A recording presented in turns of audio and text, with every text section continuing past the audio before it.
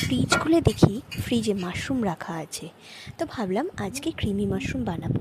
খুব ভালো করে মাশরুমটাকে ধুয়ে একটা কাপড়ের মধ্যে ভালো মতন মুছে নিলাম এবং মাশরুমটাকে নিজের ইচ্ছে মতন শেপ দিয়ে কেটে নিলাম। মাশরুমটা কাটার আগে ভালো মতন জলটা শুকিয়ে নিতে হবে, না হলে রান্নার সময় মাশরুম খুব জল রিলিজ করবে। তো তারপরে আমি চপারে পেঁয়াজকে কুচিয়ে নিলাম এবং একটু রসুন কুচিয়ে নিলাম। আচ্ছা, এই চপারটা আমি নতুন কিনেছি, আগারোর ইলেকট্রিক মিনি চপার।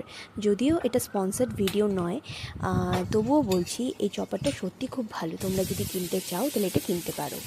প্যানে একটু বাটার গরম করে তার মধ্যে পেঁয়াজ কুচানো এবং রসুন কুচানোটা দিয়ে মাশরুমটাকে ছেড়ে একটু নাড়াচাড়া করে নিলাম।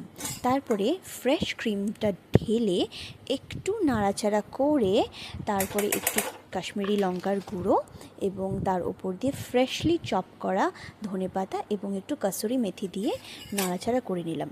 এখানে আরেকটা জিনিস আমি অ্যাড করেছি, সেটা হলো স্বাদ মতন লবণ এবং একটু জল দিয়ে ঢাকা দিয়ে দিলাম। রেডি আমার ক্রিমি মাশরুম। বানাতে খুবই সোজা এটা এবং টেস্ট তো দারুণ, সত্যিই খুব সুন্দর।